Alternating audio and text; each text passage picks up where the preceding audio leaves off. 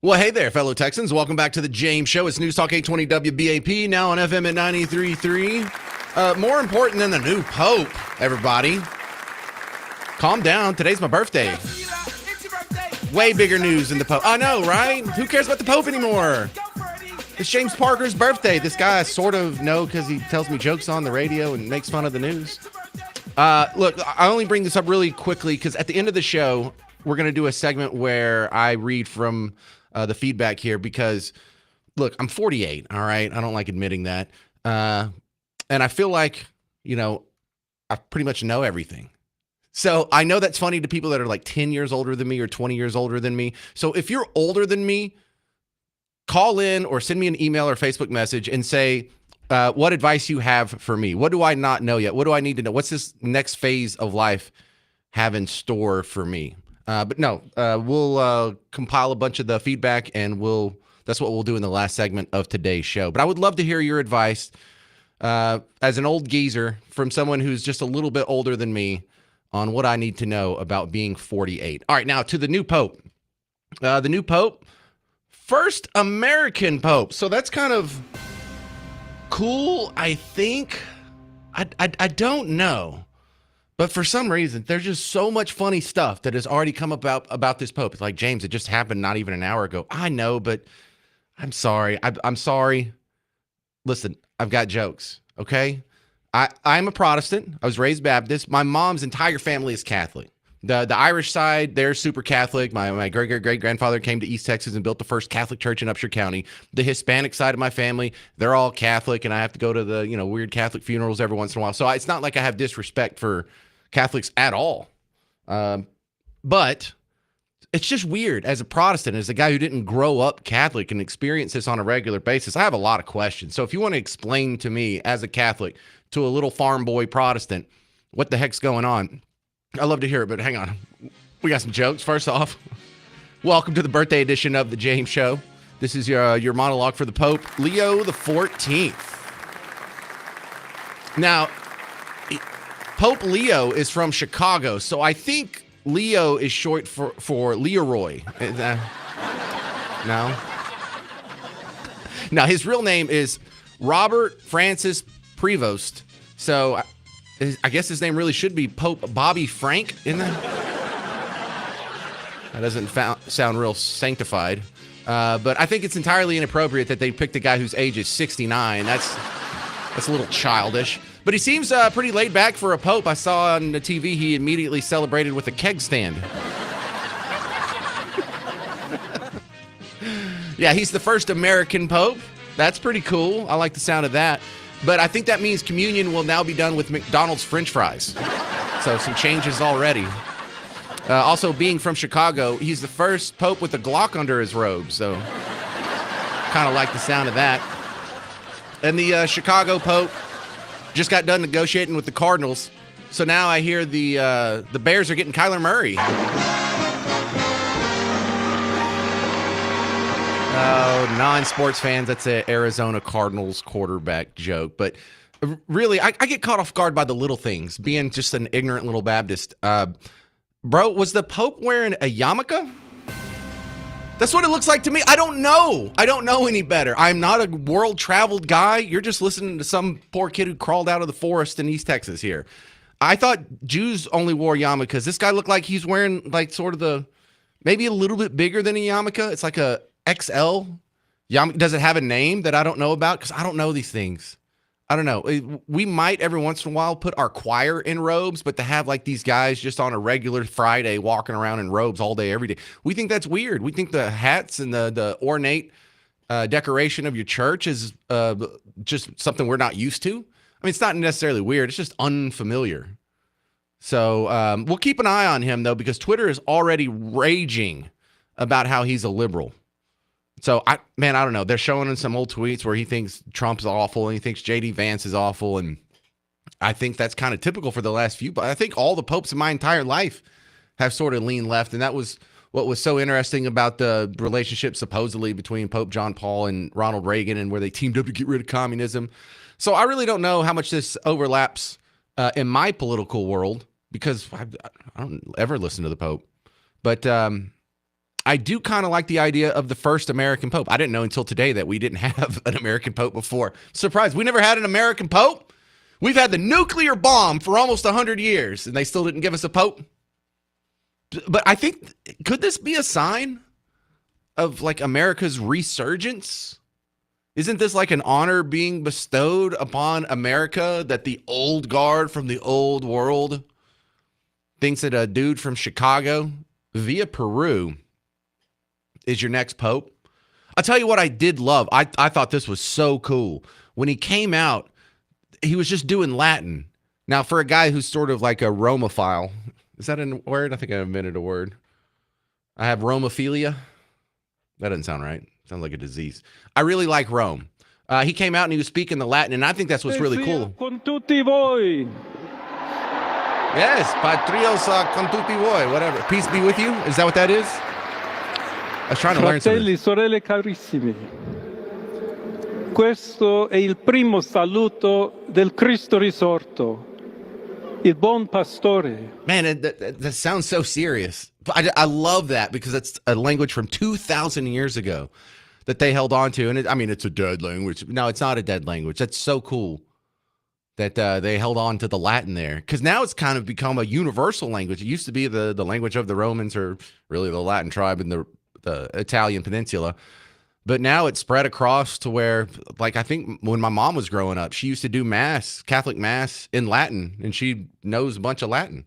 And my Miss Parker was actually raised in New Orleans, so that's Miss Parker, a Catholic family she had down there, and she knows a little bit of Latin. So I'm kind of jealous. It's not so fun being ignorant all the time. All right, coming up next. If you have any advice for me for my birthday, I'll take it. But the first American Pope, huh? Let's ask Matt Lamb about it. He's going to be our Catholic reporter for the day, editor for the College Fix, on what this new Pope means for America, coming up next on The James Show. News Talk 820 WBAP, now on FM at 93.3.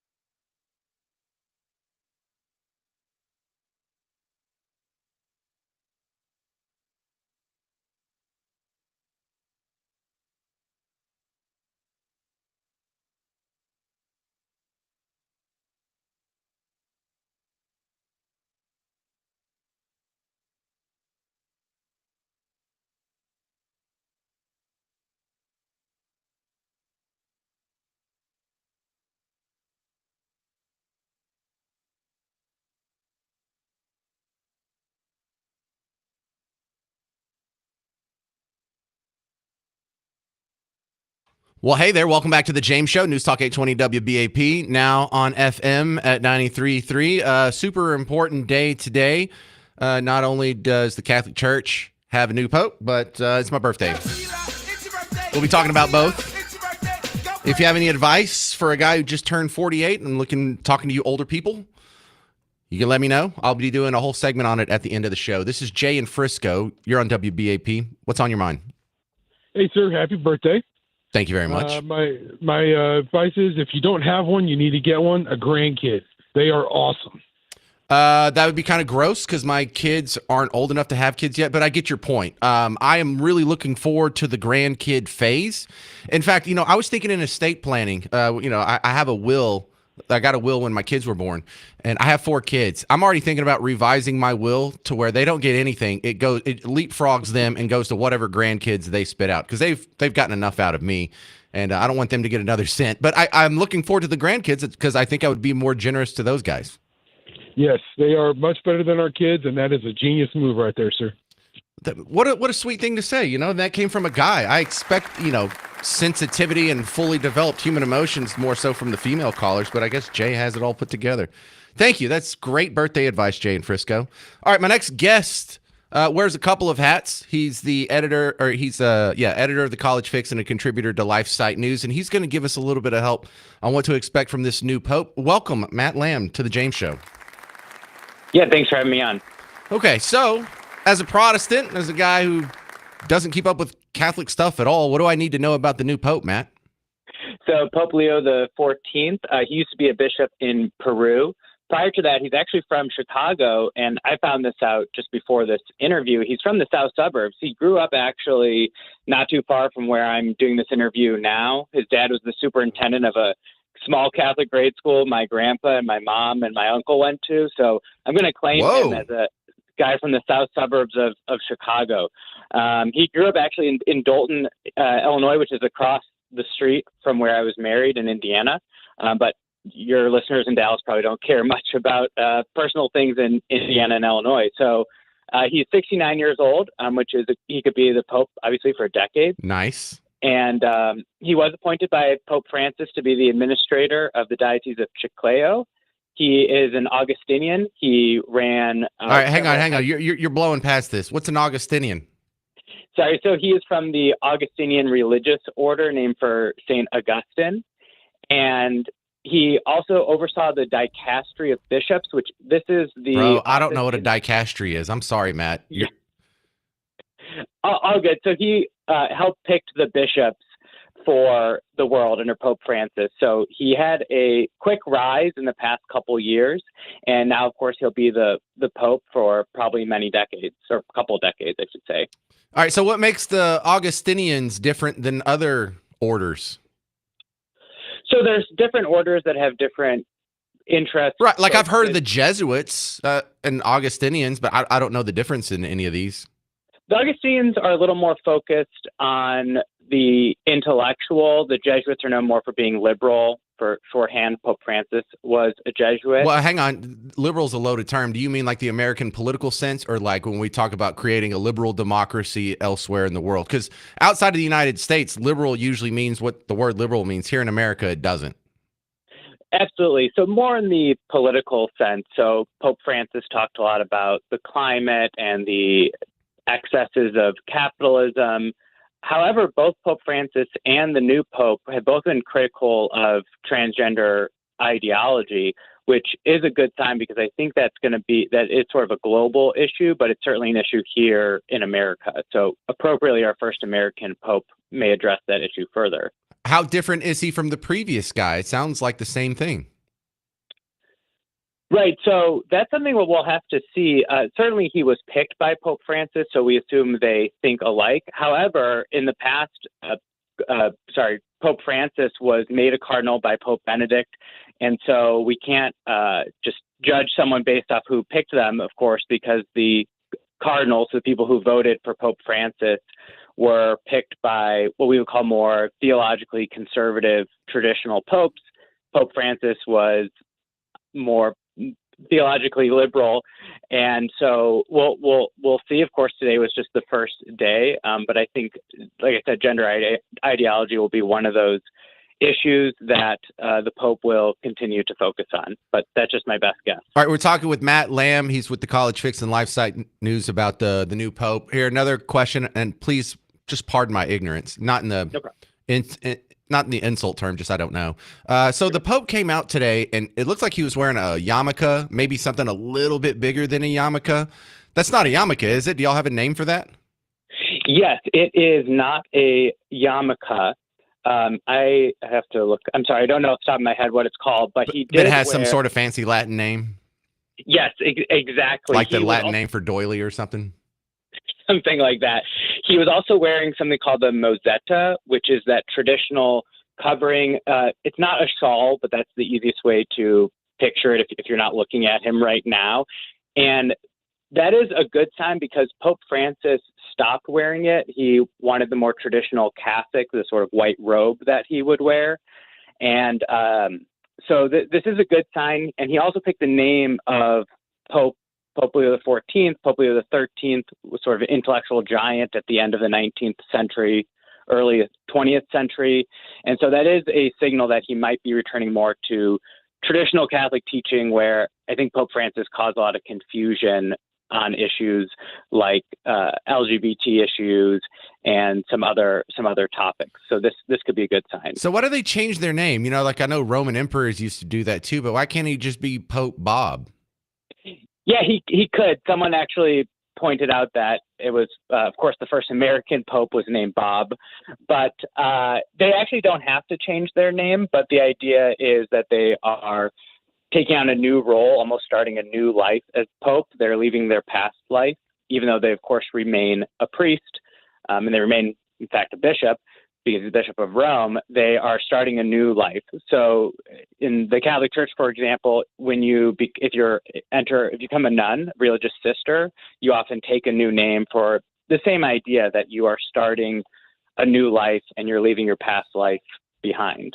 Yeah, well, look, you say that like it's normal. Matt Lamb, that's like I'm Baptist. Our preacher's name, Scott. It's Scott. There's no fancy name. It's a lot less ceremonial, and there's a lot less pageantry around it. So this is wild to watch for someone who's not familiar with this. I really appreciate you walking me through some of this. Yes, thanks for having me on. All right, there he is, Matt Lamb from the College Fix LifeSite News, helping us understand what the heck's going on with this new Pope thing. Catholics, don't think I'm an idiot. I just haven't been exposed to this. And it is kind of embarrassing being this vulnerable and admitting things you don't know in a public sphere like this. So give me a bit of a break. All right, coming up, anything else I need to know about the first American Pope? Do you, especially Catholics, is this a sign of America's resurgence? Or do you see this as kind of bad news because it's another Pope that's anti-Team Red and he's anti-Trump and he tweets bad about J.D. Vance, and it's just going to be more of the same. So Catholics especially, are you optimistic or disappointed by the new Pope? 800-288-9227, 800-288-9227. If you got that or birthday advice for a 48-year-old, it's my birthday today. I'm James Parker. It's News Talk 820 WBAP, now on FM at 93.3. Hey, homeowners, we just got rid of that last round of storms, and we're not going to be done yet before we get to the summertime drought.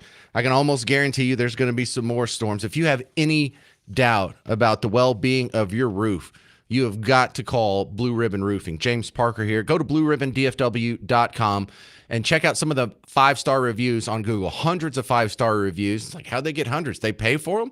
No, they've just been in business for 31 years, for longer than you've been on Google. So it kind of piles up. But, you know, these aren't all old, ancient ones. There's one from April 11th, just last month, not even a month ago. Julie says, they worked so well with my insurance. The crew was efficient, did a fantastic job. What a difference a new roof makes in the appearance of our home.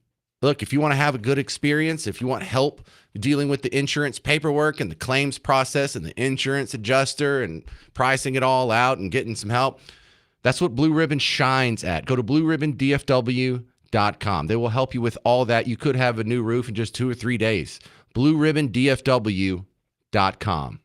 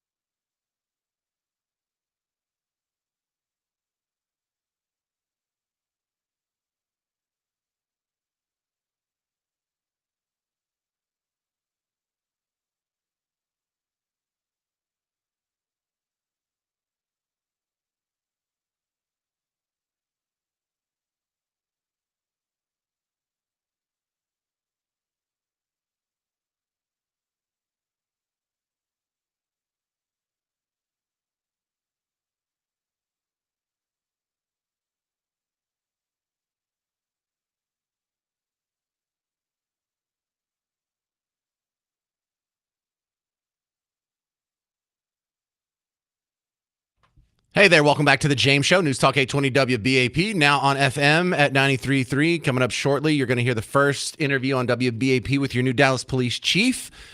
But first, I think I have some birthday advice from Steve in Weatherford. By the way, it is my birthday today. You don't have to get me a present. Here's what I want you to do. In lieu of a present, thank you, Two Live Crew.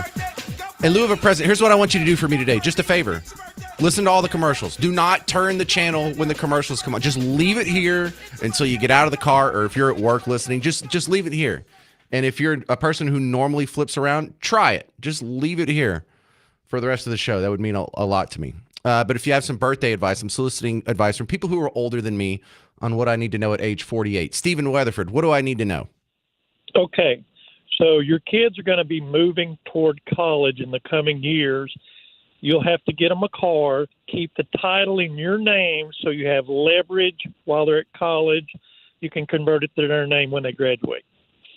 Ooh, that is great advice. That's perfect, because you're right over the target. These are things that I'm thinking about. My oldest kid is 14, and so I'm thinking next year, there's driver's ed, and we got to start thinking about a car, and, he'll probably just take my 10-year-old Toyota, and I'll get something newer. I'll never get a new car, I don't think. But, yeah, keep it in your own name so you have leverage, so if they start screwing around, you can yank the car out from under them. Good stuff. Is that what you did? Yes, sir. We raised 8. All right. Well, I was thinking maybe you're regretting not keeping it in your own name because there were some negative consequences from it. Perfect advice. What a great birthday present. Thank you very much, Steve in Weatherford. Happy birthday. Thank you, sir. All right. Now let's introduce you to your new Dallas Police Chief, Daniel Como, who was on the WBAP Morning Show this morning. Morning, Chief. Thank you for being with us live on WBAP this morning. Good morning. How are you? Happy to be here. Yes, likewise. Very sir. nice to have you. Very well. Thank you. I just want to pull one headline out of the many, many since you were, named to be sworn in and then sworn in. And it says, at swearing in, this is the first question, new Dallas Police Chief promises to recruit more officers. Would you say, Chief, that is your number one goal? And if not, tell us what it is. Look, it's absolutely my number one goal. We need to take care of everyone in Dallas, and one way we're going to do that is by getting more officers on the street, getting them into the city, good qualified officers. All right. How many are we short? Last numbers we've heard an estimate between 900 and 1,000. Look, I'm focusing on just getting as many as possible here that are qualified. We're going to keep ramping up, and we're going to keep filling up our academy classes. What's the best way to do that, do you think, Chief?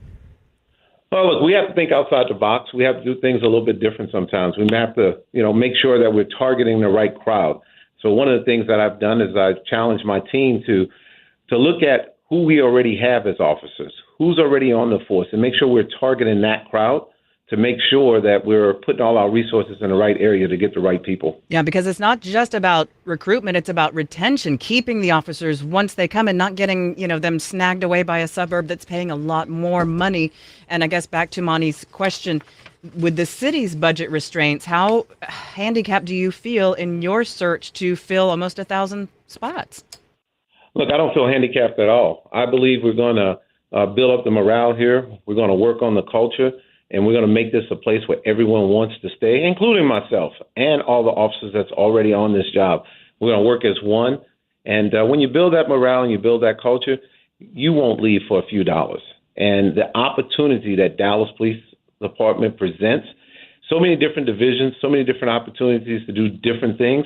Oftentimes when you go to a smaller police department, look, they just don't have the teams that we have. They don't have the narcotics divisions, the SWAT team, homicide divisions that are as big as ours, our fugitive team division that carries so many officers. So when you go to the smaller departments, oftentimes you lessen the chance to do different things in your career. Now, let me ask you this. We're talking to Dallas Police Chief Daniel Como. So as you bring these new officers in, obviously these are going to be new officers. So are you moving other officers into areas where they're needed? And what kind of areas do you really need to move those officers to? Look, we're always going to adjust as needed, but we're also targeting some officers with experience. We're not just looking for candidates that have no experience at all. We're opening up to officers that are with other departments that want an opportunity to come to a bigger department.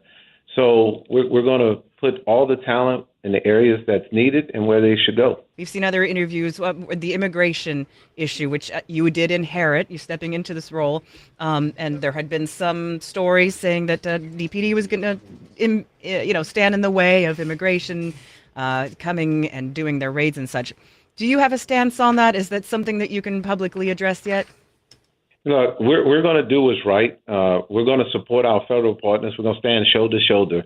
And when they need assistance from DPD, we will be there to help them. As long as everything is being done legally and by the law, we'll be there to help. Chief, let me ask you this. On top of all of the other issues that you have to deal with and all of the other challenges you have, as far as crime and as far as just doing what Dallas police do, what are some of the other challenges that you guys are going to face, and what are you going to face coming in as the new chief? Look, there's always challenges when you're in law enforcement, but the most important thing is for us to do it fairly, for us to do it the right way, and we do it with full transparency. And if we do that, I think everyone in Dallas will respect us and understand that we have a job to do and support us fully. Have you run into any pushback here at the local level? I mean, I know you're coming in, again, at this time where we're discussing very hard issues at the federal level. But who has been sort of more friendly to you, and who have you heard from that maybe isn't as welcoming? Can you say? Look, Dallas has been amazing so far. Everyone has been open arms, every community and everyone that I've talked to. The most important thing, they want to see crime continue to be reduced in Dallas, and they want to make sure we keep the violent criminals off the street and keep everybody safe. So that's been extremely welcoming. For me, I've always been a crime fighter. I believe in putting bad individuals who cause harm and danger to others in jail, and everyone in Dallas, to me, wants that also. All right, so there, you got to meet your new Dallas Police Chief, Daniel Como, in his first interview on WBAP on the morning show this morning. I like hearing that. Kind of sounded like he didn't say it outright, but it sounds like he is not going to be a sanctuary city sheriff or a sanctuary city police chief anymore. All right, coming up next, you'll get a sad list of all the conservative priorities that still haven't even been addressed at the Texas legislature with Cambry Nelson from Texas Scorecard. Stay with us. I'm James Parker. It's News Talk 820 WBAP, now on FM at 93.3.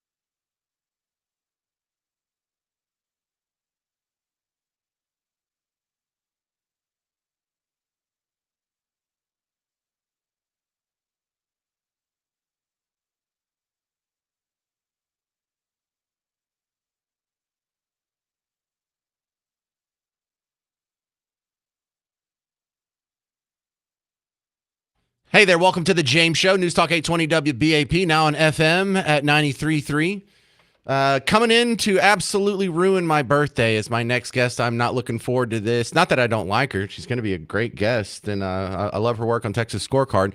But Cambry Nelson has her own little corner of Texas Scorecard where she did just a blistering rundown of how disappointing the Texas legislative session has been. And I want her to bring that same fire to my show. I mean, how just god-awful has this Texas legislature been? This is well, happy birthday. Thank you. I'm glad I can make it even worse. No.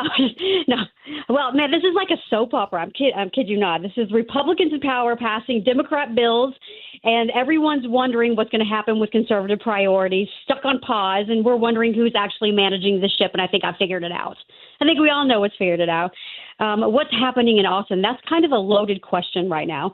Well, what we know right now is we know that none of these serious, stringent conservative bills are going to pass because they're all coming from the freshmen. We know that. We have Dustin Burrows. That is the conservatives, what I call the so-called conservative, sold out, bought and paid for speaker down in Austin. That's basically a puppet for the left. We have election integrity bills that are basically unlikely to get any thing going on down there. We know that, budget controversy. We know that this is an allegation. I'll say that Burrows allowed Democrat-written budget in secret. That happened behind the scenes. I think the biggest thing that a lot of people are wondering, what is going to take place in the future, is are they going to pull the one-liner of we are going to pass the RPT priority bills, basically claim that they are passing these bills, water them down. They're fake Republican bills, and say they pushed an agenda, and like they did the past, we banned Democrat chairs, when in reality they basically gave liberals the most powerful grab in the Texas House that they've ever had by basically creating these subcommittees and chairing Democrats, and basically giving them, unprecedented legislative influence. But the biggest thing that's happening down in Austin that people don't like to really talk about is we basically have Kamala Harris and Obama basically running the Texas House, and that's Hugh Brady. And Hugh Brady is basically calling the shots down there. He's the one that's telling, Dustin Burrows how to do things. All right. And So, the latest scandal. That's a little bit of a rundown that's kind of like happening right now. right. You really crammed almost your whole last episode into a 2-minute explanation there. But the level of frustration I hear from people who listen to this show, I mean, it's totally based in logic. What else can you do besides send a sizable majority of Republicans to the state legislature? I mean, if they're not going to enact your political will, the Democrats certainly aren't. So what do the voters do? The voters have to vote these folks out. I mean, and that's the thing, is the voters have to pay attention. And when you have incumbents, and this is strategy, when you have incumbents coming out and saying, you know what, we banned Democrat chairs, you put us in office to ban Democrat chairs, and they're putting the message out that they did that, their base and their constituents think that they did that. But what they don't understand is that they created a new position, and that is where they have these new subcommittees. So a lot of folks don't understand that the subcommittees have a lot of power. And that is when we don't know how subcommittees work. I mean, I'm a talk show host and I don't know how all that works. But here's confusing. Here's what I've attempted to do. I got the list from Brian Harrison. He's the firebrand from down in Midlothian. And so we made a list of the 36 House Republicans who broke with the Republican Party, sided with the Democrats to make Justin Burrows the House Speaker. We have the list. I have it on WBAP.com, and there's even a map for it. So if the listeners go and they know who their representative is, they can see if it's in the alphabetical list. If not, they can look at the map and see if they live in one of the blue districts. I mean, it's colored blue kind of ironically, where one of the turncoats live. And I guess that's about all we can do is just make a list of the people who betrayed the will of their voters and wait until the next primaries. You have to do that. And the big there's a bigger problem that we have right now is with the endorsement with Governor Abbott coming out and saying that President Trump is going to endorse all of these folks who voted for school choice. And they're already coming out and saying, I am endorsed by President Trump, which is confusing to the base. And I have to tell these folks that are listening right now, until you see President Trump come out and say that I am actually endorsing these folks, then He has not, then they are not endorsed by President Trump. And they have to pay attention, and especially right now when we have the Democrats and Dustin Burrows coming out full force as hard as they are right now against the right and passing liberal bills and basically turning their eye to all these conservative priorities and playing a hardcore game. They're playing Washington, D.C. politics, James. That's exactly what they're doing. They're playing Washington, D.C. politics, and the base and the conservative voters have to pay attention to what is going on, not just necessarily by what they're saying, but they have to pay attention to what's happening in the House, and they have to pay attention to what's going on online, to not just to who is their representative, but to organizations just like Texas Scorecard and to other outlets, and listen to people like you that have people on like Brian Harrison. Brian Harrison is exposing everything that is going on down in Austin right now. And that is the only way that they are going to know, because right now we know PR is huge. It's all about PR, and it's all about twisting the verbiage to get people to think the way that you want them to think. And these guys are really good at this. And I tell you, they have some great people down in the House right now that is good at messaging, and the messaging is very, very confusing. All right. And for people, it is very confusing, but this is a strategic, and it's just strategy and a strategic game, and they're playing a very well game. All right, Cambria, I need to hit pause here. Can you stick with me through another segment? Because I see you have some inside info on why the Speaker of the House in the Texas legislature just had to fire his senior staffer. And, of course, there's a little chicanery with it. So stick with us. You'll get some of the scuttlebutt behind that scandal in Austin coming up next with Cambry from The Cambry Show on Texas Scorecard. 800-288-9227. 800-288-9227. I'm James Parker. It's News Talk 820 WBAP, now on FM at 93.3.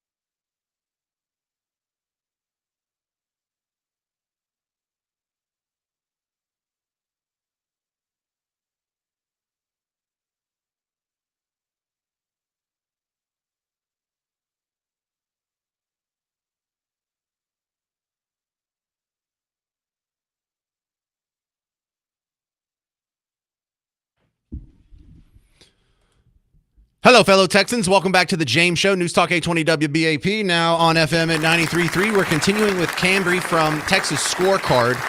And not only was she keeping a close eye on the legislative disappointments in Austin for this session, there's also some personnel problems. Dustin Burrows, Speaker of the House, had to fire one of his major staffers.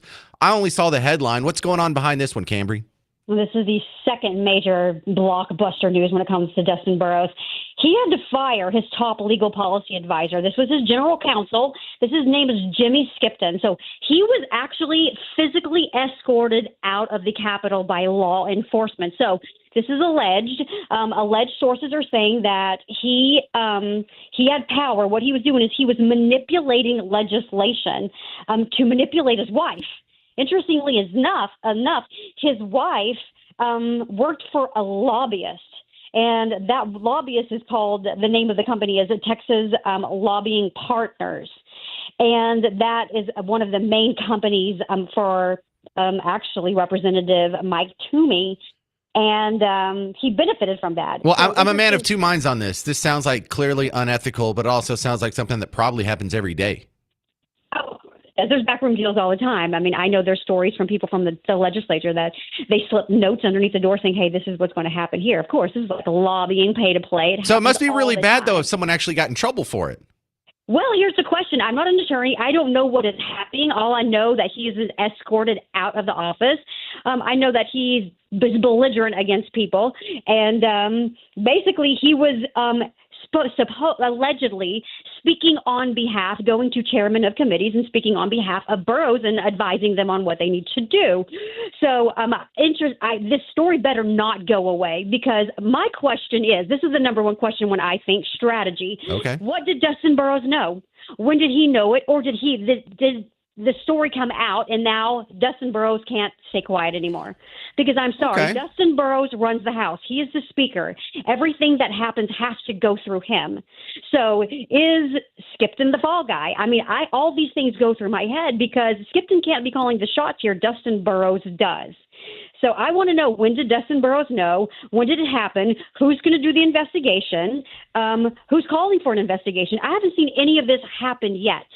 So I'm curious to see what's going to happen, or are they just If going to sweep anything. it underneath the rug? Yeah. Okay. I think we have a couple of questions. I'm going to put you on hold. Let's talk to a couple of these guys. Maybe Cambry from Texas Scorecard can give me an assist on answering some of these. Bobby Brownwood, you're on WBAP. Your question.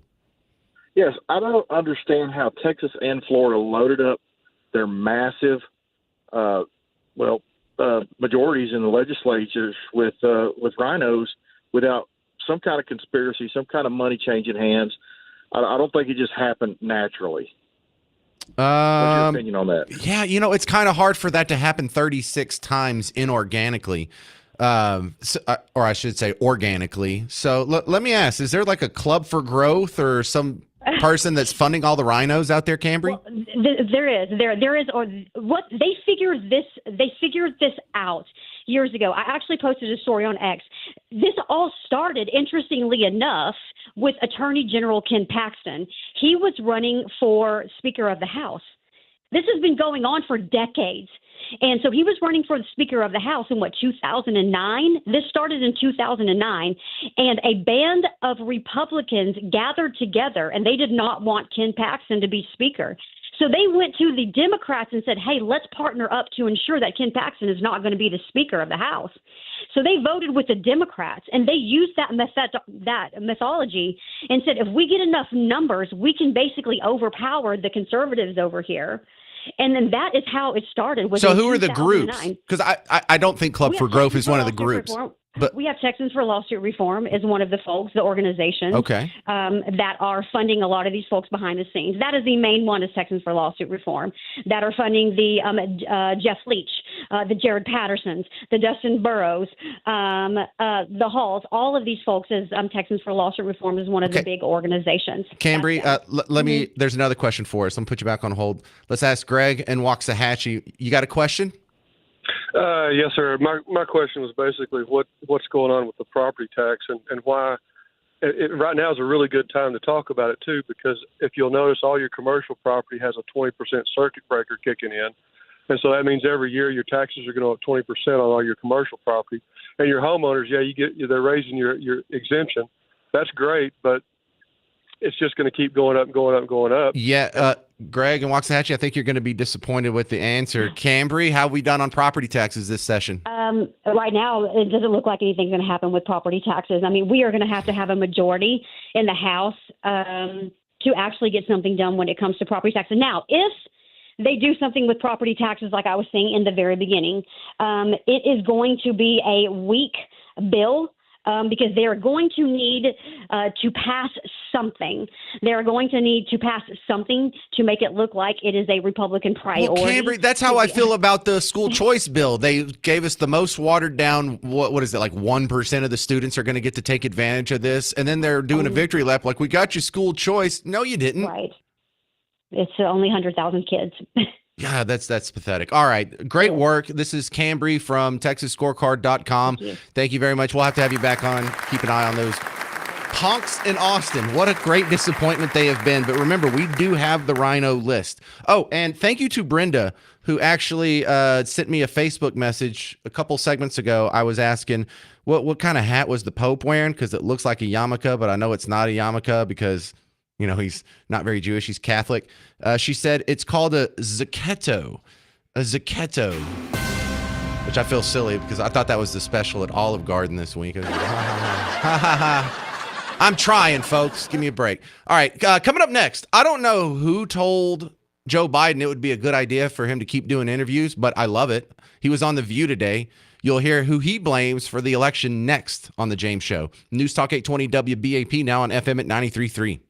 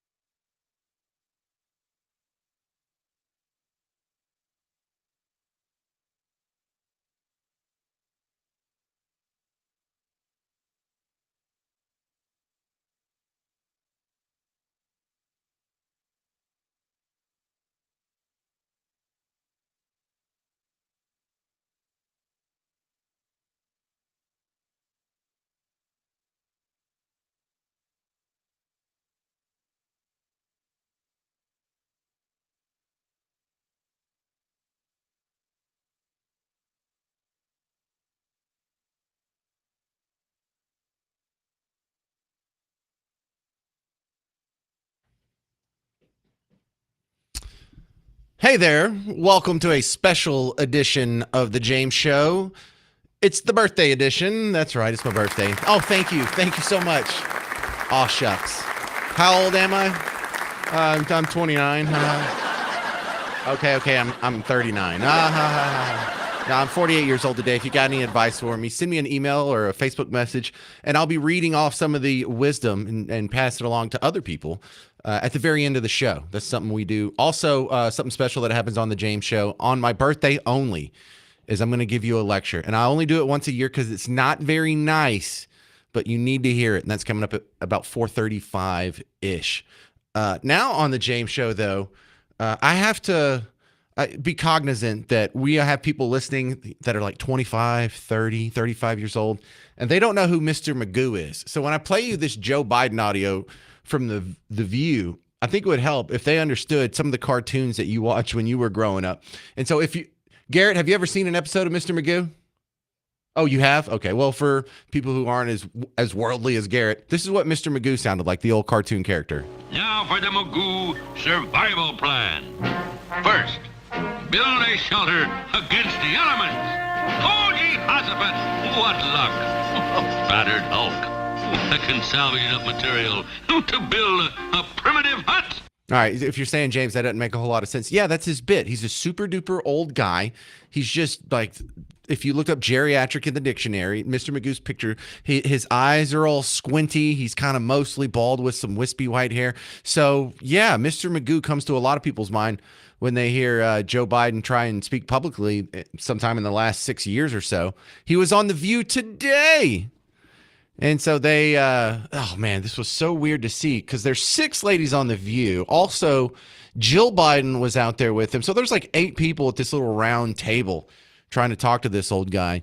And I love this question here. Why did Kamala lose? Well, why do you think the vice president lost? And were you surprised? Oh. I wasn't surprised, not because I didn't think the vice president was the most qualified person to be president. She is. She's qualified to be president of the United States of America. Right.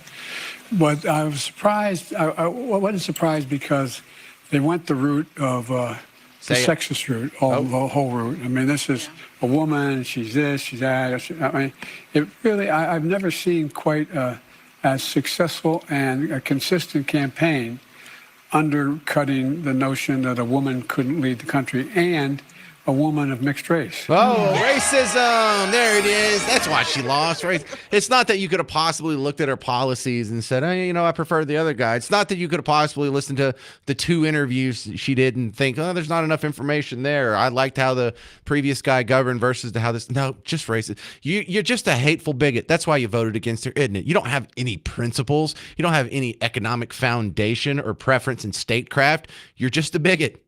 Also, they kind of re-asked him the same question, like, "Well, why'd you get kicked out? Why were you pushed out? Why weren't you the guy in the race?" Well, he blamed that on Trump.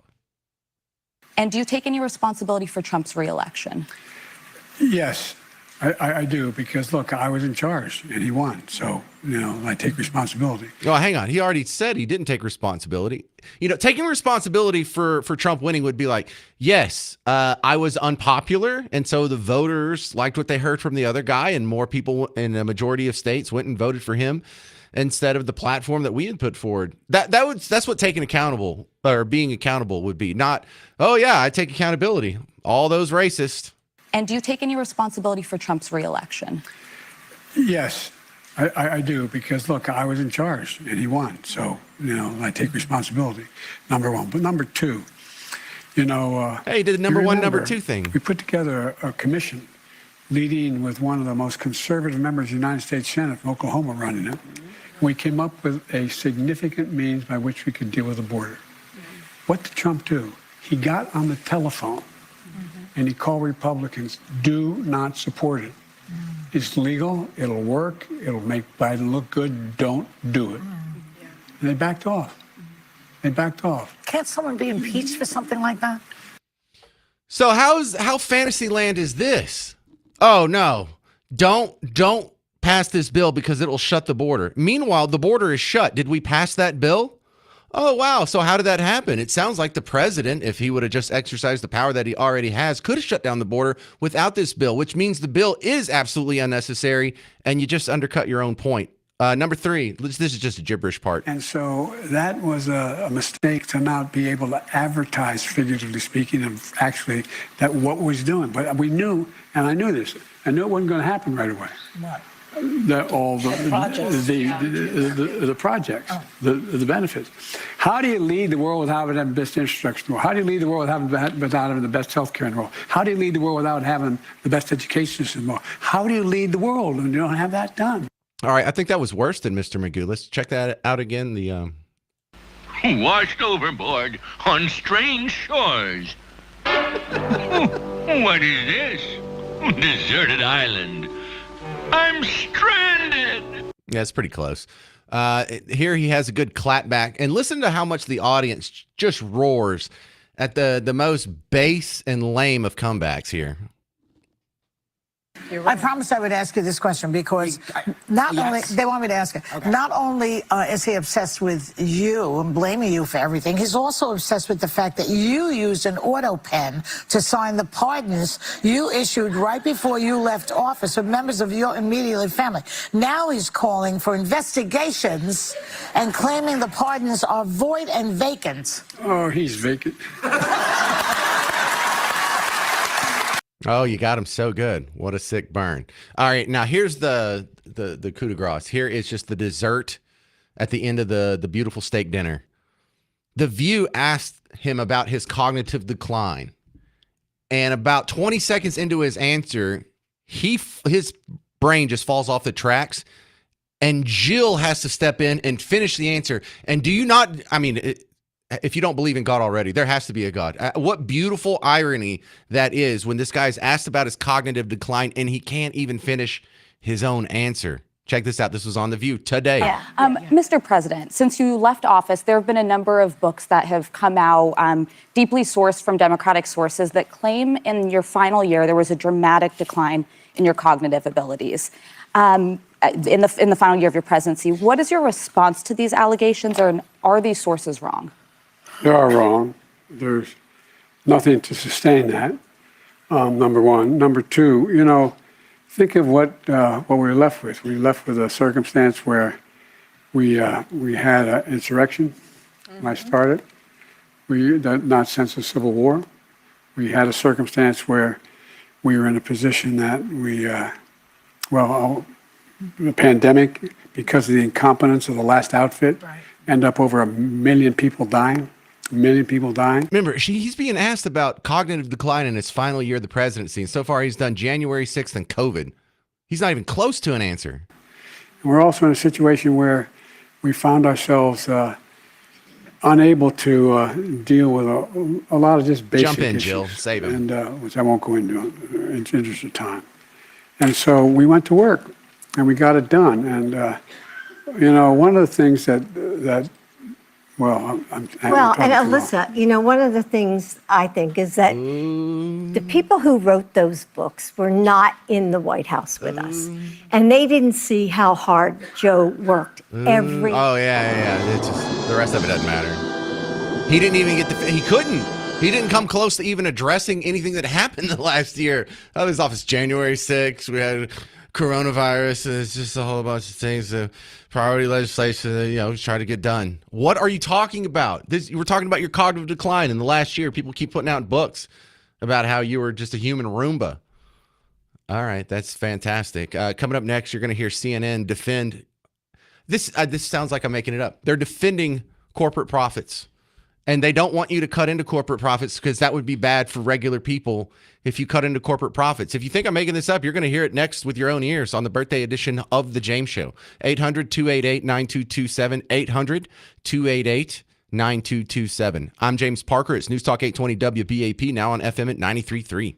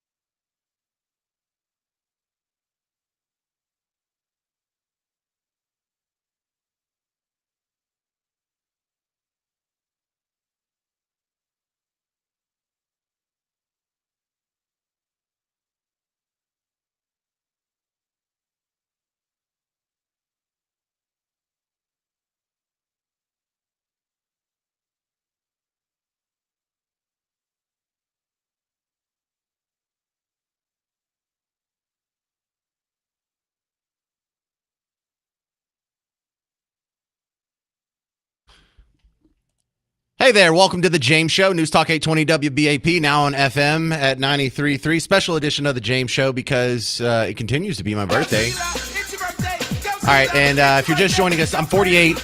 I want older people to tell me what I need to know about being 48. Never been 48 before. Been 48 for about 15 and a half hours now. I don't think I'm very good at it yet, but what do I need to know? I don't want to talk to younger people about your advice. You're no good for that. You're still fit and beautiful and have a future. No, I want to talk to the older people. What would you tell yourself at age 48? What's some good advice for me? You can send it to an email, james@wbap.com. Send me a Facebook message. But I'll be compiling some of these, and we'll go over it in the final segment of today's show. And then also at about 4:35, you'll get my annual birthday lecture. It's like, well, that doesn't sound very fun. Well, it's not fun. But it's compelling. It's good radio. You need to hear it. This will be my advice to you. And I only do it once a year where I sit you down and tell you some things that are some uncomfortable truths that you need to know. But that'll be happening 1 hour from now. Did you get a good kick out of the Joe Biden audio from The View? You know, that's 2 days in a row where he's done a public interview. So someone at some point said, all right, it's time to get back out there, old man. We need to... What's the point of this? Is he trying to fix the brand? Is he trying to do a little revisionist history? Because he's not helping. I think he wants to do this and no one else wants him to do it. I think Jill might want him to do it. But I don't even know what they're trying to accomplish. What's the best case scenario that can come out of this? You think anyone's going to go, oh, I take it back. He's sharp. I guess we should have voted for him for president. No, that's not going to happen. He really is too far gone. And I mean, as bad as he sounded, if you could only see his face and how like squinty and lost and vacant stare he was going. Now, the other audio that, man, it almost made first place in front of the Joe Biden today was just the mental gymnastics that some people have to do, because you've noticed this. I'm not telling you anything new, but for some people, their modus operandi in the media is to take whatever makes Trump look the worst, and that's your top story of the day. Whatever the story is, whether we're talking about the economy. Oh, it's terrible. It's crashing. We're probably in a recession. He's totally tanked the economy. It's a dumpster fire. All right. Well, what about any other issue? Doesn't matter. It's going to be the same answer. Foreign policy, foreign affairs, terrible, is the worst ever. Everyone overseas hates us. When it comes to, religion, like all Christians should hate this guy. Everything's just the worst, right? Well, now you have this interesting situation where we have memories and we have devices to record these things you're saying, and we will be playing some of this back at a later date. Because the context, this doesn't happen in a vacuum. I'm about to play you CNN making the case that hurting corporate profits is bad. Now, you remember your entire life, they've always wanted to, what? Raise taxes on corporations, evil corporations, raking in record profits, not sharing it, just hoarding all the wealth. Millionaires and billionaires get richer while the poor get poorer. We need to raise taxes. They can afford it. We need 6 months maternity leave. Look, they have these giant profits. And everywhere you turn, whether it's a new regulation or a new tax or some new gift to someone else, there's never been any concern for corporate profits. In fact, corporate profits are something that's associated with greed. Corporate profits are seen as something that's bad. And it's been, I don't know, they've acted like the purpose of businesses is to wake up every day and go break even. Now, that's not your worldview, but when it comes to tariffs, we have opposing ideologies happening here. Trump put these tariffs on, so I have to say the tariffs are bad. So without any sort of ideological underpinning, I'm just going to work around my argument to whatever makes Trump sound bad today. So in this one, hurting corporate profits is bad. GM said, no, we're not going to be passing along the cost to the consumers. We're going to eat it, and it'll just come out of our profits until this all gets settled down. And that was not acceptable to CNN. Listen to them defend corporate profits. It's delicious. S&P 500, the Dow Jones, all up today. They've recovered everything that they lost since Liberation Day. Things are actually going really, really well. This whole thing about GM, the CEO saying that there's going to be a $5 billion cost to the tariffs. But she also said something very important. She said this will not be passed on to the consumer. So where is it going to come from, you might wonder? Well, they brought down their projections. Not all of it will the profit. No, she said none of it will be passed on to the consumer, that this will come out of the profits. They projected. All right, so they messed up. They let someone who's not a brain dead automaton actually on the show to explain the situation, and they have to fight back against this. Oh no, not all of it is no. All of it is going to be eaten by the profits. So they got to come up with the way that that's bad. 14 billion profits. They're taking that projection down to 10 billion. This is what we want. Okay, wait. This is what we want. Okay. We want tariffs. So you we want manufacturing. We want the billionaires to pay their fair share, and we want the cost not to be passed on to the consumers. And that's what we're seeing. Such a great example. Hold on. Let me just try to understand this. So GM's profits will decrease probably significantly as a result of this. Let's take that. I'm telling you what they said. I know. I'm just saying. Okay, let's take that to the next. What do you think is going to happen when GM's profits suddenly drop? What will happen to GM and the people that work there? The CEO herself, Mary Barra, thanked President Trump for this because she is a patriot and she understands that the situation we're in with China is not sustainable. Shareholders would like to have a word. We sold out our future to China. Somebody had to do something about that. Shareholders the would like to have a corporations, word. the corporation is going to take less money.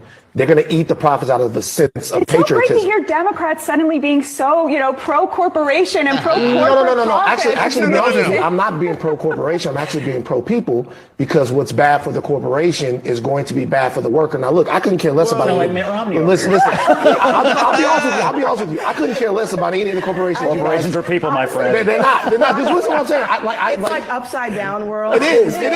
But look, I couldn't care about any of the corporations. I just love that so much. Yeah, when you heard of corporations' profits, they could have cutbacks, they could close plants, they could not expand, they could have layoffs. This could hurt the shareholders. Think of the poor shareholders. Think of the poor millionaires and billionaires. It's going to eat into their profits. Oh my goodness. Isn't that delicious? All you got to do is wait on a long enough time scale. And these people constantly contradict themselves because they don't really have a philosophical base. They don't really have like an economic base. What economic theory did those hosts on CNN support? Could they even name it? Like, for example, I'm an Austrian economist. I know what I am. What are they? Do they even know? At least Bernie Sanders and AOC admit they're socialists and have some sort of clue. All right, coming up next, we had finally some trade deals announced. The UK was the big one that got announced this morning. So if this tariff stuff may be going out the door, what does that mean for our local restaurants and small businesses? You'll hear from a restaurant industry expert next on The James Show. News Talk 820 WBAP, now on FM at 93.3.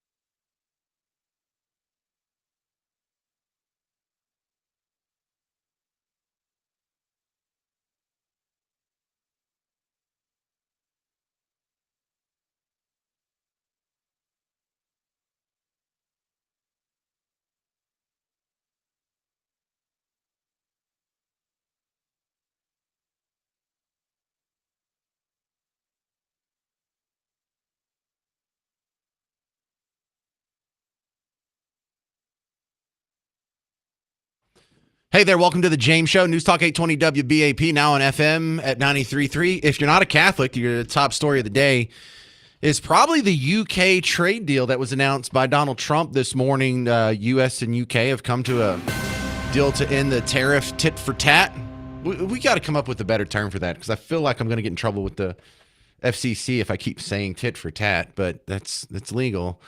So how does this affect small businesses? Well, let's ask the restaurant industry expert. Sharif Mityas is back on the James Show.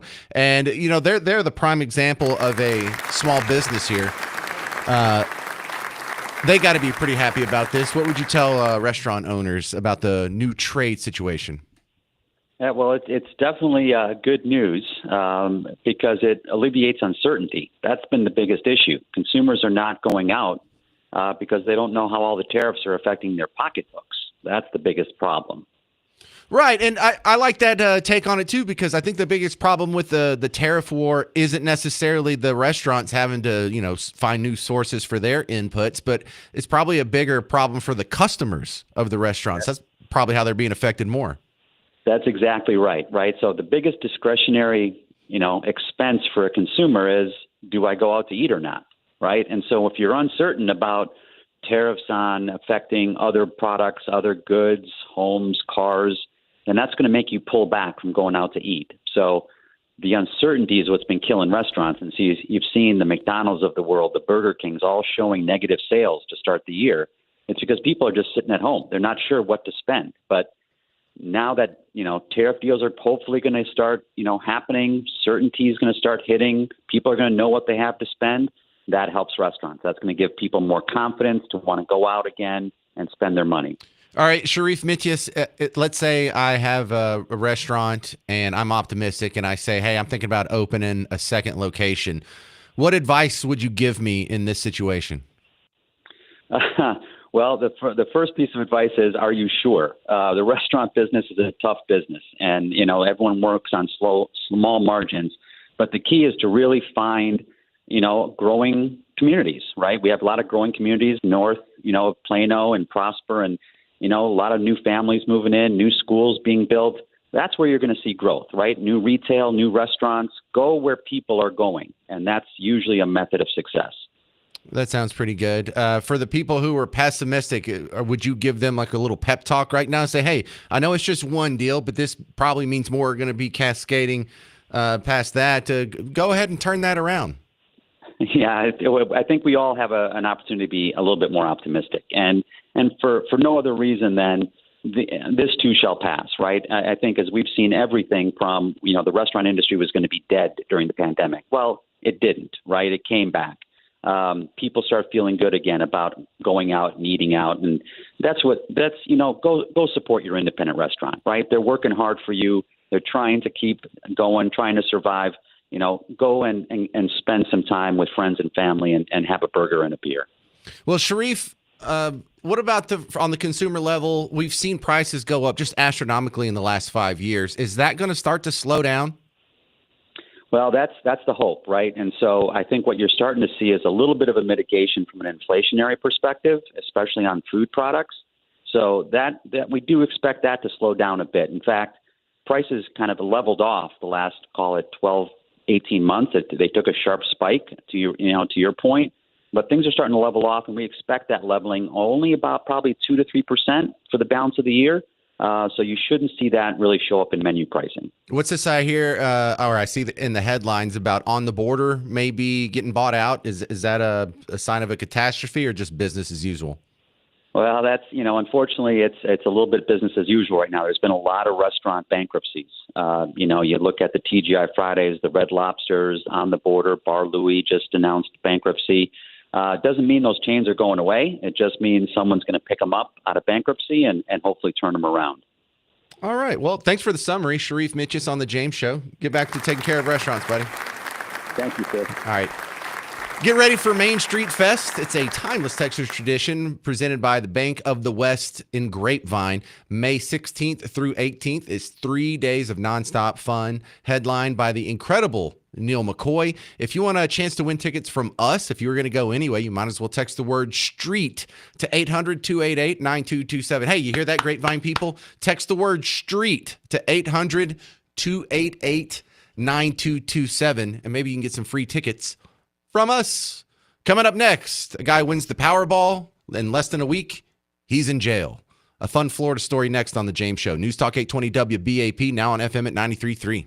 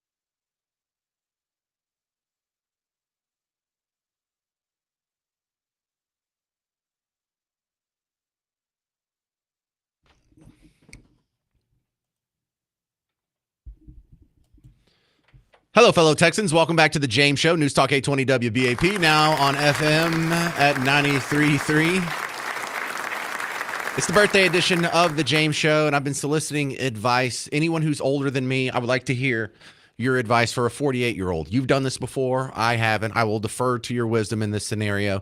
And a couple of caveats here. I've gotten dozens of emails and Facebook messages already.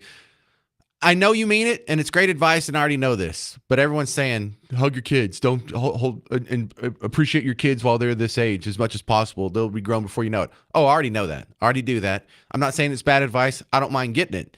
But when 40 people have already told me, I got it. I can't do that for the whole last segment of the show.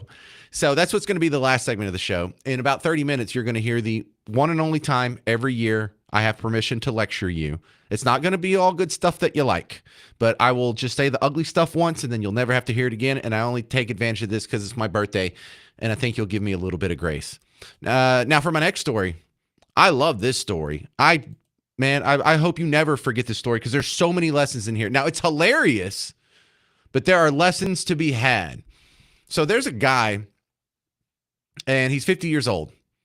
He's an ex-convict. Spent a little time in the slammer. I'm not here to judge. He paid his debts to society. He's gotten out. I guess he's living a pretty good life here because he's in some suburb of Lexington, Kentucky that you never heard of. And on April 26th of this year, he won the Powerball. $167 million. It was $1,400,600 billion. No, 167 million. 150 million. Yeah, close enough. So what does he do? His name is James, by the way. And no, it's not me, although he kind of looks like me. 50 years old, ex-con named James. Why do I look so generic? Anyway, he has a 42-year-old girlfriend, and they go and they pick up the check about a week later. So then they decide, well, let's go party. They go to where? Here's your first mistake. Florida. Uh-oh. This is where it's going to go bad here. You take an ex-con Kentucky native, you give him $167 million and say, hey, go nuts. Guess what he's going to do? Go nuts. He goes to St. Petersburg, and at St. Pete Beach, there's the Trade Winds Resort, something you and I could never afford, and he could never afford it up until, a week? Yeah, a little over a week ago. So he's at this resort with his girlfriend, and you're going to think I'm making this up. Her name's Jacqueline Fightmaster. Jacqueline Fightmaster. What is that, her Pokemon name? Is that her UFC name? Is that her pen name? No, according to the Smoking Gun, her real last name, Fightmaster. Just the two words, fight and master, but portmanteaued together. They're just one compound word there. That's her name. And guess what they did? They got into a fight. Isn't that beautiful? You knew they were going to. So, just one day after posting the check, the big, dumb, oversized check, you see James, a 50-year-old ex-con with his 42-year-old girlfriend, who does not look 42, actually. By the way, you're doing well, James. You could probably do a little better now that you're worth $167 million, but she looks like she's 30. She's in great shape. And then there's his 77-year-old mother that's in the picture with him. A day after posting that oversized jackpot winner check, he's down in St. Pete, punched a male victim in the face during an argument at the Trade Winds Resort. When the sheriff's deputy came over to break it up, there was an active fight between him and another person. The deputy also noticed that the girlfriend was trying to fight some other people who were in the same lounge, or fight the other patrons at the bar. Who talks like that? So, yeah, can you believe Jacqueline Fightmaster and her 50-year-old ex-con Kentucky boyfriend got in trouble within hours after collecting $167 million in the jackpot? I wonder if they'll be able to make bail. This is Tony in Oklahoma. You're on the James Show. What you got? Yeah, James, I just turned 64 2 days ago. Oh, well, then I want to talk to you. What advice would you give a 48-year-old, sir? I would tell you enjoy the next 10 years because it's going to start hurting after that. Well, that's not very optimistic, sir. Are you talking about like health, like your joints and arthritis and whatnot? Yeah, exactly. Yeah. That's one of the things I'm most scared of because I consider myself a musician of some sort, not professional, obviously, because I'm doing this. But like, if I get arthritis, I'm not going to be able to play piano anymore. I watched my grandmother not be able to play piano. She was better than I am. And when she got arthritis, she could kind of grind it out for a while, but by the end, she couldn't play anymore. I also play guitar. I won't be able to do that anymore. And that's going to break my heart. Thanks for ruining it for me, but I'll appreciate it a little more now in the meantime. Okay, man. Have a good one. All right. Thank you, Tony in Oklahoma. It's sad news, but it's news I need to hear. I'll take grown-up advice because I'm going to be giving grown-up advice in about 20 minutes here. Coming up next, Kate Lincoln Goldfinch, an immigration attorney, is going to respond to what's going on in the immigration realm today. What about these stipend checks of $1,000 for people who self-deport? Is that really going to happen? Would that even help? We'll ask Kate next on The James Show. News Talk 820 WBAP, now on FM at 93.3.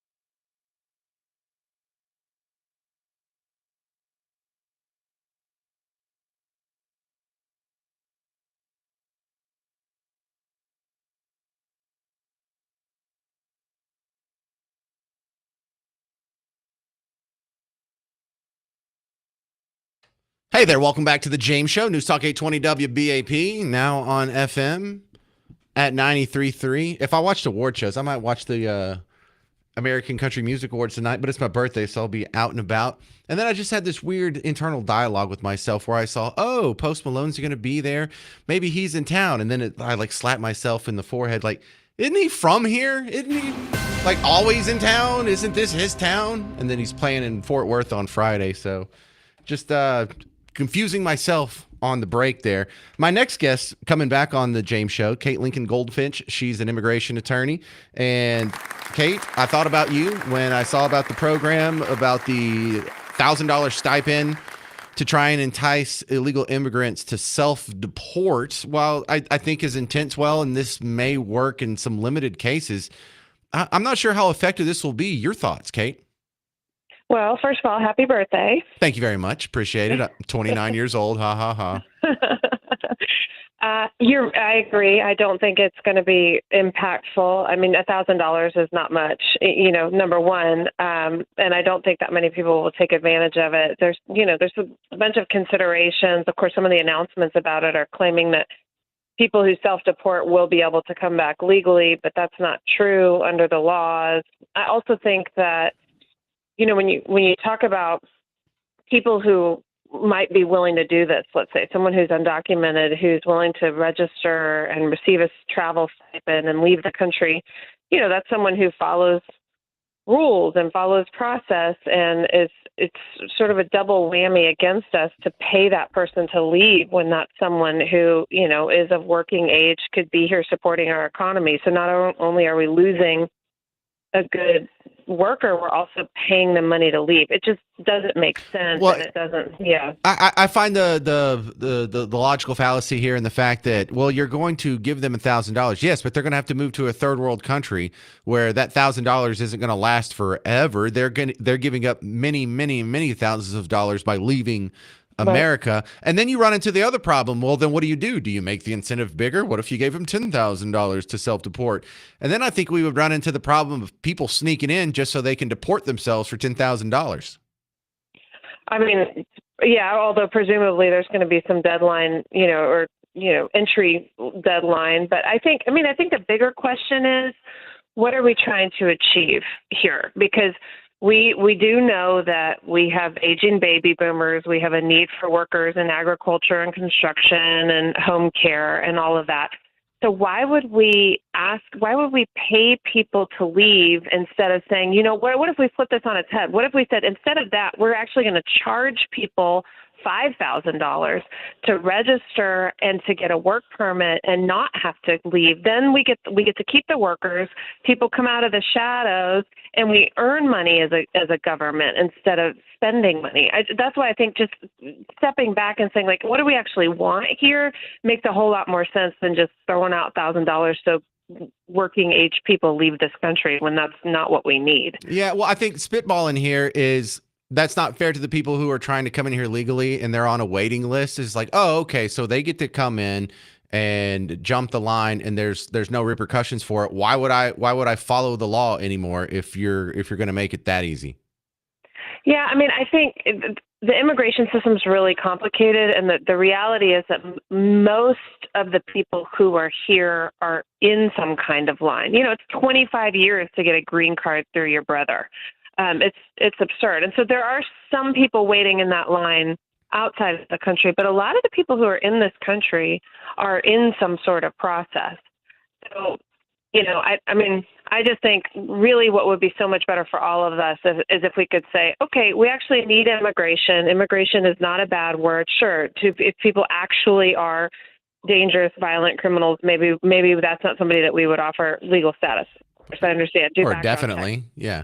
But if somebody's here, they don't have a criminal history, they are contributing to the economy, why would we want that person to leave? Why would we pay that person to leave as opposed to have them pay us to stay?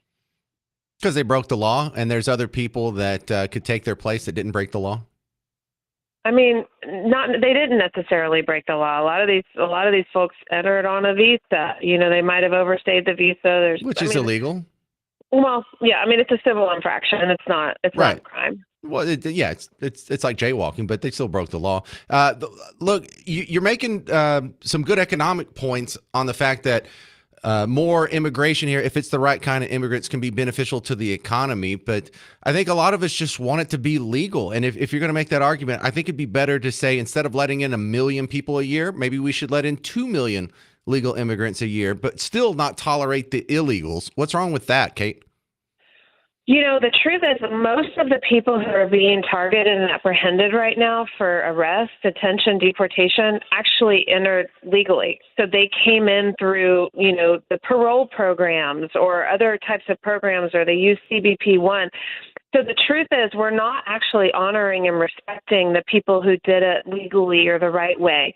You know, so I mean, I think if we're gonna do that, then let's stop rounding up and detaining people who are trying to follow the rules. And I know this. I mean, I represent these people. I know these people up close and personal. People who did everything the right way. They're doing everything they know how to do this the right way, and they're still getting wrapped up in all of the enforcement that's going on.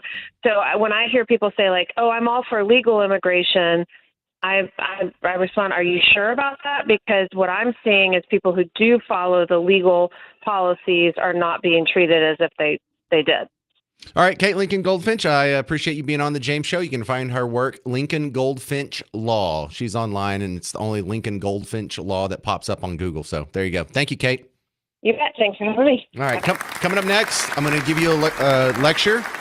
I'm going to kind of turn into dad mode here, but I realize a bunch of people are older than me. So just think of this as the one time a year that you're going to give me enough grace to tell you things that you might not like, but I think that you need to hear. The birthday lecture next on The James Show. News Talk 820 WBAP, now on FM at 93.3.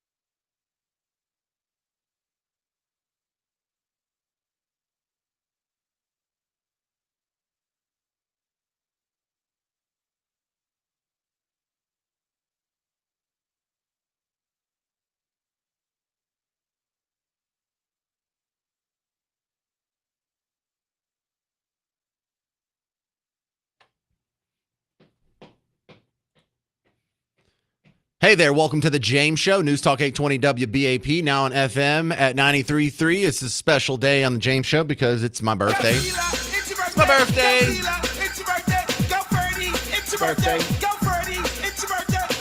Thank you, Luther Campbell. So on my birthday, I asked for your grace for one segment out of one show, one day in the entire year where I'm going to lecture you. And you're like, James, don't you lecture me every day? Not like this, because I'm going to tell you some hard truths that you're not going to like. And if I did this every day, it'd probably tank the ratings. But I feel like I need to tell you this at least once a year. And that is, stop being so damn lazy. That's where it starts. You're like, James, I'm not a lazy person. I'm not attacking you. Let your guard down. Stop being so defensive. I'm trying to counter this prevailing lie that it's just huge in our culture about how you just need to be yourself. Just being you is good enough. That's terrible, terrible advice. It's beautiful to just be yourself. You don't need to be accepted by others. You just need to accept yourself. No, that is not how the world works. People who are telling you that are not doing you any favors. In fact, they're doing you a huge disservice. You may be a fine person. You may be a good person. You may be a great person. But you can always be better. Number one, how many people who are telling you this? How many people are out there just saying, you should just be accepted the way you are? How many of these people are the weakest version of themselves possible? Now, what do you mean by that? Well, how do you be the strongest version of yourself possible? You work out until your body fails. So however long that takes, every day. You work out until you can bench press 500 pounds and you can squat 800 pounds and you got veins sticking out of your forehead. I'm not asking you to do that. I'm not even asking you to get ripped or get in good shape. The converse to that is, how do you be the weakest version of yourself possible? Never work out. Never lift weights. Never go jogging. Never run up the stairs. Always take the elevator. Always drive. Don't walk. Park as close as you can to the store. Do you do that? Because a lot of people do. And I do that quite a bit in my life, but sprinkle in something. All I'm asking you to do is something. And there's all the excuses in the world. Like, James, I don't have time to work out, or James, I don't have access to workout facilities, or James, that's a luxury of the affluent. No, it's not. No, it's not. Anybody can just get down and do push-ups right now, unless you have some weird disability, which this exempts you. If you're disabled or if you're handicapped, I get it. I'm not talking to you at all. But if you still have the physical ability to work out, you should. And it doesn't have to take a lot of time. You could just do push-ups until you can't do push-ups anymore. Watch, it'll take about 26 seconds. You got time to do that? You don't need any sort of equipment. You don't need any special shoes. You don't need a gym membership. You don't even need good weather. Just get on the floor and do push-ups right now. See, you could do it, but you don't. It's like, well, James, I'm way past that phase of life. You could walk. So physically speaking, don't be the weakest version of yourself possible. Mentally speaking, don't be the dumbest version of yourself possible. Yeah, I know you watch a lot of Netflix. I do too. But sprinkle in some documentaries at least. Don't just watch dumb stuff. If you do read, I think most people lie about reading. Like, if you took a survey of how many people, do you read on a regular basis? I bet you 90% of people would say yes, but really only about 10% of people really read books or something educational on a regular basis. And if you are going to read books, don't read romance novels. I mean, you can sprinkle them in there, but read smart stuff too. But what do you have to do to be the dumbest version of yourself possible? Never read a book, or if you do read a book, make sure it's a shallow book that doesn't teach you anything. Never watch anything intelligent on TV. Just watch Breaking Bad and Game of Thrones. And these are great shows, and I've watched them too. I love Seinfeld. But you don't get any smarter from it. Watch some documentaries.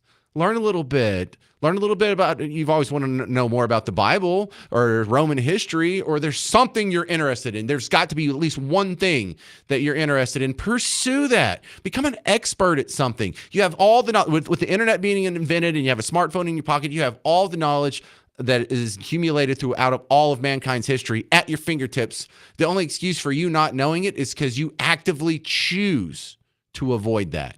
Stop doing that. Number 3, don't be the least talented version of yourself possible. You know, when my mom retired, I put her on the spot. She told me when she was growing up that she always wished she had learned how to play piano. And she wished her parents had made her go to piano lessons when she was a kid. So she made me and my sister go to piano lessons when we were kids. And I can play piano now and she can. But when she retired, I went on Facebook Marketplace. I found her a piano. I got it and I dropped it off at her house. You got all the time in the world now, Ma. You going to learn piano? You know, especially for you retired people, learn an instrument while your fingers still work. So don't be the least talented version of yourself possible. I know it's going to be terrible, the process of becoming fluent in an instrument. You're going to play piano for months. That's going to be unlistenable before you can do your first song that's going to entertain an entire room. But when you do that, it will all be worthwhile. You can always be a better version of yourself. So that was, you know, your mind, your soul, you know, the talent, your body. But one more thing, don't be the most boring version of yourself possible. Do you know jokes? Can you do public speaking? Can you entertain a room? And look, this is easy for me to say because this is my job and I've always been this guy. So this is an easy one for me. But I'm floored by people who don't want to speak in public, who if you ask them to go speak in front of the church, they would pass it up. Or do you want to do the sales presentation or let someone else on your team do it? So there's the law of conservation of disappointment. There's a lot of people that follow this, including Nick Saban. Either you're going to be disappointed by your preparation or you're going to be disappointed by your failure. Either you're going to be disappointed by the frustrating process it takes to do piano lessons or to teach yourself guitar or to go exercise or to read a boring book. So yeah, you'll be disappointed in that process. Or you're going to be disappointed when there's a party and you don't know how to play piano or guitar, or you don't know how to have an interesting conversation, or you sound dumb, or you don't know things that you could know, or you are out of weight or overweight, I should say. Right? There's the disappointment. There's the pain. There's the struggle. There's the suffering that comes with exercising, or there's the suffering that comes when you have to take your shirt off in front of your significant other. Which one are you going to be disappointed by? Which one is more painful for you? Because this should never end. You're never perfect. You're never done getting better. You're never there. You're never the smartest you can be. You're never the most talented you can be. You're never the strongest you can be. And listen, there will be plenty of time to rest when you're dead. In between now, learn a new instrument. Learn a new language. Learn a new sport. Maybe pick up pickleball. Learn how to paint. Learn how to sculpt. Learn how to code. Maybe you should take it a step further. The real winners won't just consume books. They will write books. The real winners won't just learn how to play an instrument. Like regular people listen to music. Better people can play music. The best people can write music. Have you ever written a song? Well, I don't think you've had the full complement of the human experience unless you've done these things, unless you've written a book, unless you've written a song, unless you've made a painting or a sculpture or coded a game or an app or a program. And last, I think this is kind of overrated, but so many other people say good things about it. Maybe travel. But whatever your goal is, pick it, pursue it, and go hard. Fail 1,000 times over and just keep going. Your life's not over until it's over. So act like it. 800-288-9227, 800-288-9227. If you have any birthday advice for me, that's all that's going to be in the last segment of the show. I'm James Parker. It's News Talk 820 WBAP, now on FM at 93.3.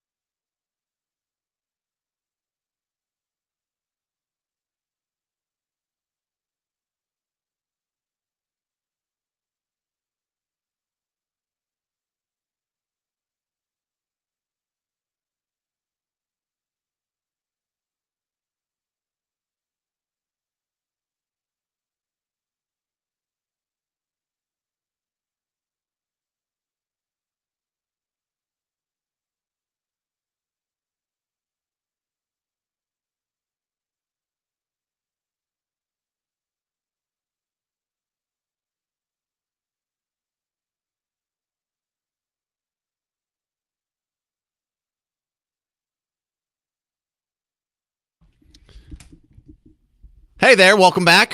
This is the James Show, News Talk 820 WBAP, now on FM at 93.3. It's the birthday edition. I just gave you my birthday advice. What's your birthday advice for me? 800-288-9227. Eileen in Allen, what's your birthday advice for me, Eileen? Happy birthday, and many more. Embrace change. Unless you embrace change, you can't learn how to play that piano. You can't see yourself change and improve, and also live every day as in a passionate way of loving yourself. And then last but not least, forgive yourself. If you mess up, don't worry about it. You got another new minute coming. You got another new day. That'd be my best advice for your birthday. Yeah, I'm so bad at that last part, though. I don't forgive myself. I still cringe when I think about dumb things I did when I was 22. I know. And then most importantly, gratitude, gratitude, gratitude. I promise that is the healthiest vitamin you can do every day. Yeah, I'm not very good at that either. So I guess I need to hear that. When you talk about change, that didn't sound very hypothetical. What was your big changes? I think for me, when I realized I had some areas pretty stubborn to change, and I think for me was the word consistently. I would do it for 1 or 2 weeks, and I'd go bad, and I wouldn't do it. And so for me, change really came about for me when I was consistent. Understood. I appreciate the advice, Eileen. Thank you. Have a great one. You too. Guy in Dallas, you're on the James Show. What's your birthday advice? Hello, young man. Yes, my advice is I got 4 kids like you do, been married almost 33 years. I got to tell you 2 things. Play with your kids while you still can, because when they get older, they're not going to be able to have so much fun with you. So you got young kids still. Keep playing with them, all kinds of games, whenever you can. And secondly, date your wife. Never stop. Always, if you can't remember the last time you took your wife out on a date, then that's time you need to go and do it. So that's it. Sounds good. Thank you very much, Guy. Well, see, now I take my wife on regular dates, but it's not because I'm a great guy. You know how people say, well, you're just thinking with the wrong brain. No, maybe I'm thinking with the right brain, because that brain tells me you need to wine and dine her. Why? Well, because you'd probably get, a little more of that kind of attention. If you were a little more romantic, you could have a little more romantic results. But it's also like the main reason I stay in shape and I exercise. It's like, look, is that fun for me? No, but what would Miss Parker rather me do? Would I get more attention in the right kind of way from Miss Parker if I was in better shape? Well, yeah. All of a sudden, I don't mind getting under some heavy weights. Oh no, it's one of the reasons. Like I maintain some semblance of musicality and entertainment and going out and doing fun things and traveling and stuff. It's because that gets me more action. I can't really say anything. But let me read you some of the ones I've been getting during the show, because people have been sending me emails since the show started at 2 o'clock. This is Nancy in Fort Worth. Never take things for granted. My husband thought we would never have kids, and then we had 3 kids and life was great. When he turned 48, guess what? We had another kid. Our large family is wonderful. Brian in Hurst, I'm 52. He says, do not eat Mexican food the night before your first colonoscopy. What kind of advice is that? I think you're not supposed to eat anything before your first colonoscopy, but don't worry, I'm not going to get a colonoscopy. I think that's just a trick. They're like, well, when you're 50 years old, you have to. Nope, not doing it. Maybe Miss Parker can give me a colonoscopy, or if I am ever going to get one, it's because I'm bleeding out of my backside and they think I have cancer and we've got to do something now. And even then, the doctor better be beautiful. Sylvia says, enjoy each day. Find the little things to thank God for. Love those kiddos and spend as much time with them as you can. John says, it's better to be the oldest at the gym than the youngest in the nursing home. Ooh, that's a good one, John. Another Laura says, as you celebrate this special day, I want to take a moment to reflect on the wonderful journey ahead. Your children are growing up so quickly, and soon you'll find more time to spend with your lovely wife. Cherish these moments with your kids, but also look forward to the beautiful times with you and your wife. So there's another kid one. Here's another Lisa. My advice to you as someone north of 60, review and plan for retirement regularly and be prepared as your health deteriorates. Ooh, a financial piece of wisdom. David says, I'm 62, and in your next 14 years, you realize it's not arthritis, it's early onset rigor mortis. And then he also says, spend all the time you can with your kids now. David says, I'm 53. I wish I would have gotten in shape earlier. You need to be doing yearly checkups with the doctor, and at your age, a colonoscopy. What's with the colonoscopy thing? Stop it. I'm not doing it. I'm not going to a doctor. I'm not sticking anything. Diane says, happy birthday. Listen to your radio show. Yes, for advice. I'm a 63-year-old woman. What I wish I was realized when I was 48, if you don't already do this, develop a habit of intentional exercise. So there you go. A lot of hanging out with the kids. Enjoy it while you can. A lot of working out. And too much with the colonoscopy stuff, guys. Do we tell women that? Do they have to do that too? Or is that just dudes? All right, thank you very much for being part of the birthday show. Mark Levin's coming up next. I'm James Parker. It's News Talk 820 WBAP, now on FM at 93.3.